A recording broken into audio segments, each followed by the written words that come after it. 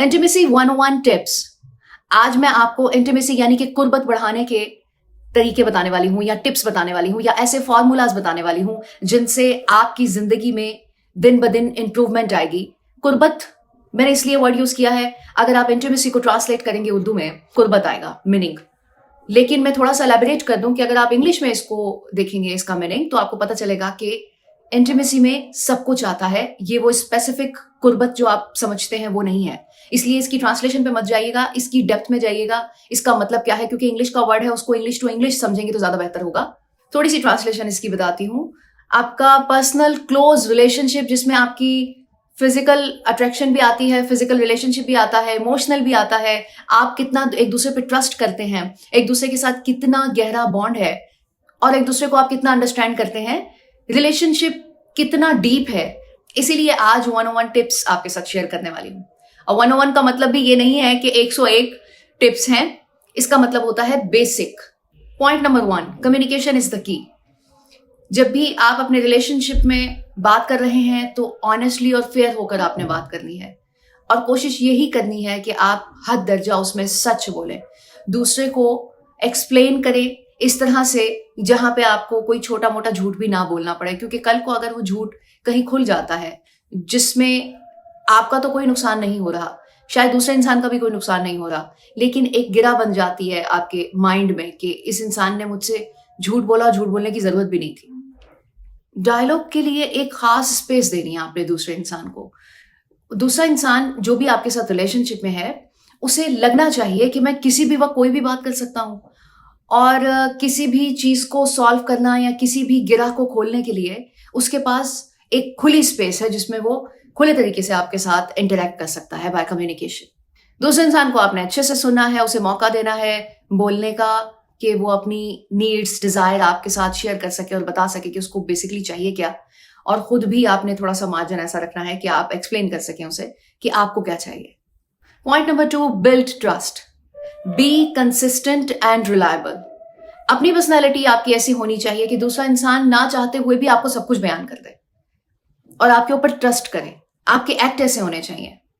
पहले पॉइंट को फॉलो करेंगे तो थोड़ी सी बेस बन जाएगी इस दूसरे पॉइंट के लिए।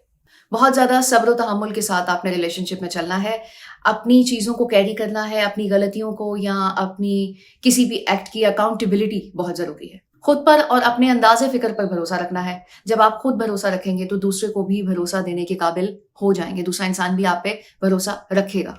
इमोशनल कनेक्शन, दूसरे के साथ आपने शेयरिंग करनी है, उसका जो एक्सपीरियंस है या वो जैसी भी सिचुएशन से गुजर रहा है, अपने आप को उसकी जगह रख के देखना है कि अगर आप होते तो क्या करते। उस तरह का आपने क्लियर और साफ मशवरा देना है अगर किसी इंसान को किसी सिचुएशन से बाहर निकालना है तो। ये एक एग्जाम्पल थी, लेकिन ये इमोशनल कनेक्शन इतना ही स्ट्रांग होना चाहिए आपका कि आप जो अपने लिए सोचते हैं दूसरे इंसान के लिए भी बिल्कुल वैसा ही सोचें। पॉइंट नंबर 4 है फिजिकल इंटीमेसी। एवरीबडी नोज, तो इसको एक्सप्लेन करने की जरूरत नहीं है। क्वालिटी टाइम टुगेदर, एक दूसरे के लिए वक्त निकालना है।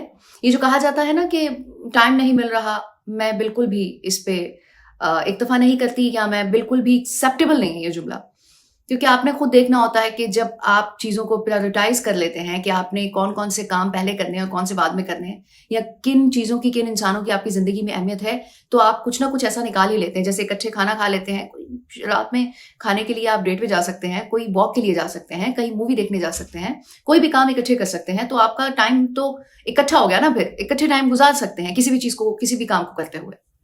रोमांस को हमेशा जिंदा रखना है। छोटे छोटे गिफ्ट्स देने हैं, फूल दे दिए, किसी अच्छे पुरफजा मकाम पे चले गए, अच्छा टाइम जो भी आपका स्पेंड हो रहा है उसमें छोटी छोटी बातें, छोटे छोटे जुमले बहुत मैटर करते हैं। किसी की तारीफ कर देना, एडवेंचर, फैंटेसी, कोई ऐसी चीज जो कि आपने जिंदगी में ना की हो वो इकट्ठा करना, ये सब रोमांस के जुमले में आता है। Prioritise self care. सबसे पहले अपने बारे में सोचना है, अपनी केयर करेंगे तो ही आप दूसरे का ख्याल कर सकते हैं। सेल्फ केयर में आपकी फिजिकल अपीयरेंस भी आती है, आपकी मेंटली हेल्थ भी आती है, आपकी वैसे बॉडी की हेल्थ भी आती है, ईच एंड एवरीथिंग। अपने इमोशंस का कैसे ख्याल रखना है, अपनी चीज़ों को कैसे समेट के रखना है, जो बाउंड्रीज वाला व्लॉग मैंने बनाया हुआ है, उन दायरों को किस तरह से क्रिएट करना है, वो सब कुछ इसमें आता है। लास्ट पॉइंट है कंटिन्यूस डेवलपमेंट और ग्रोथ। अपने ऊपर दरवाजे कभी भी बंद नहीं करने, अगले कुल कभी भी नहीं समझना अपने आप को। ये एक बहुत बड़ा रास्ता है या की कह लें तरक्की का, या फिर किसी भी चीज में डेवलपमेंट का। रिलेशनशिप हो, आपका प्रोफेशनल कुछ टेन्योर चल रहा है ऐसा जिसमें आप तरक्की चाहते हैं, तो आपने अपना दरवाजा खुला रखना है, बल्कि दरवाजे सारे खुले रखने हैं कि जो चीज आ रही है उसे आने दें, उसे सीखें।